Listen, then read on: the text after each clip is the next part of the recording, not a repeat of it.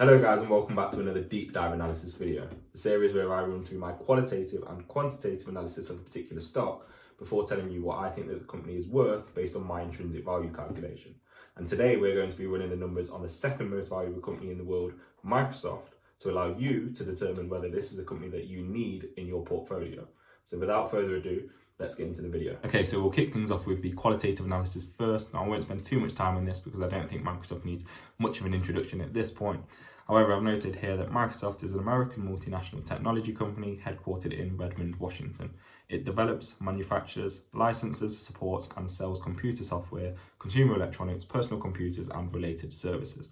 And I've also included in here a pie chart of their Microsoft segment breakdown, and they consist of more personal computing, intelligent cloud, and productivity and business processes. Now, in terms of what those segments actually are, we've got more personal computing. Now, this segment primarily comprises of Windows and its operating system, devices including Surface and PC accessories, gaming including Xbox hardware, and search advertising. We've then got the intelligent cloud segment, and this primarily comprises of server products and cloud services including Azure and many others.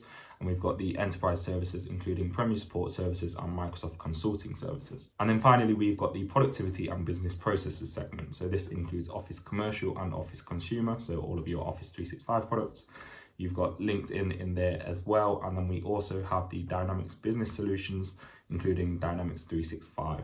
And this includes their ERP and CRM applications as well. Now, if we just look at the breakdown of those segments by revenue and operating income, we can see that more personal computing is the largest contributor to revenue, with revenues of 35% of the total Microsoft business, but the operating income only accounts for 29%, compared with intelligent cloud and productivity and business processes, which account for 65% of the business's revenues, but 71% of the business's operating income. So what that tells us straight away is that the other two services are more profitable in terms of their margins than more personal computing. And that's what you would expect anyway, because more personal computing has more of a hardware element to it, and hardware is always less profitable, or generally less profitable than software. Now, if we just move briefly on to management, we won't spend too much time on this just because Microsoft have a huge management team, as you can imagine, and we could probably spend about an hour talking about all of the management team, and I don't think that that's going to be a good use of anybody's time. But very briefly, we'll just talk about the CEO. So we've got Satya Nadella, who joined Microsoft in 1992 and became CEO in 2014. He was the Executive Vice President of Microsoft's Cloud and Enterprise Group and led the transformation to the cloud infrastructure and service business, which outperformed the market and took market share from competition. So previously, Microsoft was run by Steve Ballmer, and they experienced what has been described as a lost decade. So I don't think that Steve really saw the vision of where Microsoft could go in the long term, and he was probably too fixated on the hardware side of the business, not thinking about the software side of the business. And then Nadella came in and transformed the business, and they've been doing very well ever since. And then we have Amy Hood, who is the Chief Financial Officer. She joined Microsoft in 2002 and has advanced momentum in cloud and helped digitally transform the company. She's deeply involved in the company's operations, as well as the strategy development and overall execution of the company's successful acquisitions of LinkedIn and GitHub. Now, just on that point, I think that LinkedIn was a good acquisition, but I'm yet to be convinced that GitHub was a good acquisition, if I'm being honest. But it's such a small part of the business that it's not something that I've really paid too much attention to. I've noted here that Satya Nadella holds 1.5 million shares with a value of around $375 million. And Amy Hood holds around 480,000 shares with a value of approximately $120 million. Now, as I say in every video, I like my management to have a significant holding in the company that they are managing, just because it shows that they have some skin in the game and that their interests are going to be aligned with shareholder interests, which means that in the long term, they should be making actions or taking actions which benefit the shareholder. And then just as a side note, I've stated here that Bill Gates, who is the founder of Microsoft, stepped down from his day-to-day role running the company in 2008, but remained on the board until 2020. So he no longer has an official role or influence on the company, but that's not a concern at all, as he was on the board, he was not in the management team, and so he would not have been the one making all of the key decisions of the business. So there's no concerns there. He does still hold 1.3% of Microsoft, and that is valued at around $25 billion. Interestingly though, I think his investment portfolio consists much more of Apple than it does Microsoft. So make of that what you will. Now, in terms of the risks to the business, now if I'm being honest, I don't think that there are many significant risks, but one of them is their huge competition in all of their segments. So Apple is the biggest competitor to their operating system, and users of the Windows operating system is slowly but steadily declining. So I've got a graph here which shows the global market share held by operating systems, and we can see that in January 2013, the Windows market share was 91%, and that generally declines right the way through to September 2020, which is now sitting at 76%. So clearly they do still have a massive market share, but we are seeing a general steady decline. And then we've got Google being the dominant force in the search engine space with little chance of Bing competing. With that being said, Bing's market share is increasing ever so slightly, but it's clearly never going to be a key part of their business. And we can see that on the charts here. So in January 2010, Google's market share was 91% with Bing at 3.4%.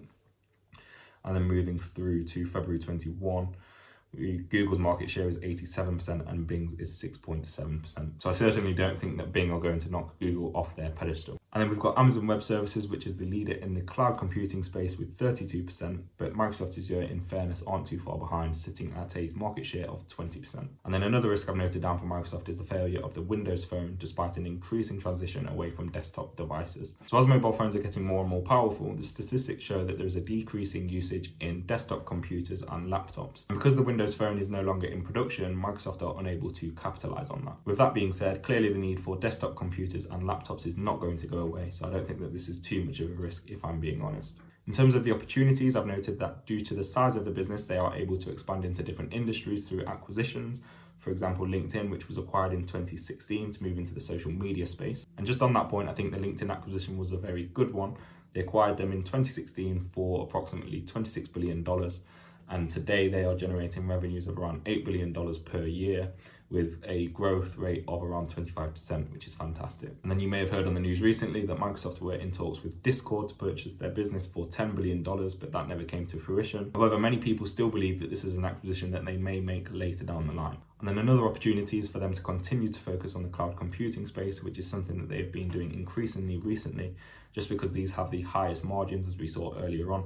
And a general transition away from the hardware business, which has the lowest margins. Okay, so moving on to the quantitative analysis, but just before we get into the inputs of the discounted cash flow model, Microsoft have a year-end date of the end of June, which means that we don't, as of yet, have the full year results for financial year 2021. So what I've done is I've taken the 9 months of results that we do have and then extrapolated those out for the full year. And then I've since checked my full year estimations with analyst expectations. So we can see here that I'm expecting revenue of just under $163 billion for the full financial year. If we check that against analyst expectations, they're expecting revenues of $166 billion. So mine is slightly below that.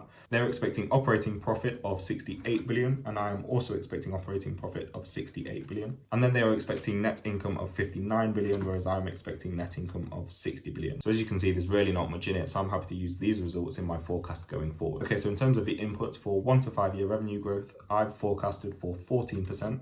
If we go to analyst expectations, they are anticipating 16.7%. So I've used a slightly more conservative number just because I like to try and be prudent in my forecast. If we also look at the most recent results, we can see that they were able to achieve revenue growth of 19%. So I think that 14% is very conservative, and I'm happy to use that going forward. For 6 to 10 year revenue growth, I've used 10% just because I understand that generally as companies get larger, it is harder for them to grow, and therefore I want to use a figure that is lower than 14%. So I think 10% seems fair for a business like Microsoft. In terms of gross margin, I have used 65%, which is the average of the previous 6 years. Now, you can actually see here that gross margins are increasing, and in the most recent year, we're expecting gross margins of 69%, and the year before that was 68%. I'm happy to use 65% as I'd like to be prudent again in my estimations. If it's higher than that, that's fantastic. It means I'll get a greater return on my investment. In terms of operating expenses, I like to use a proportion of revenue, and I have used the average of the last 6 years, which is 33%. Now, again, you can see here that operating expenses as a percentage of revenue actually appears to be decreasing over time.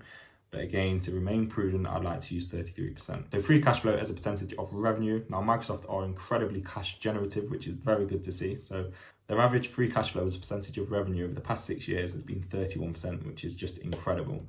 In terms of my forecast going forward, I have used 30% again, just to try and be a little bit more prudent. In terms of the terminal growth rate, I've used 1.5%. I tend to use anything between 1.5 and 2%. Generally speaking, anything lower than the overall growth of the economy is fine to use as your terminal growth rate. I've used 1.5% just to try and be, again, conservative given the size of Microsoft. In terms of the weighted average cost of capital, I've calculated that over here. Won't run you through all of the details of that calculation in this video, but you can see here all of the different inputs. They have a current net cash position of $58 billion, which is fantastic, and we'll incorporate that into the present value of the company. And then for tax rate, I've used the average of the last 6 years, which is 20%, although that figure is distorted somewhat by the 2018 results, which show a tax rate of 55%. And I haven't actually looked into the details of what that was as a result of, but we can clearly see that that is an outlier and we probably shouldn't include it in our forecasts going forward. And if we didn't, then we would have an effective tax rate of 13%. But I'm happy to use 20% just because I think that tax rates are likely to increase in the future due to the Biden administration. That leads us on quite nicely to the 3 key metrics I like to look at when analysing a business, and they are revenue growth, earnings growth, and free cash flow growth. And we can see here that Microsoft revenue growth is very strong indeed, almost doubling their revenue over the last 5 years.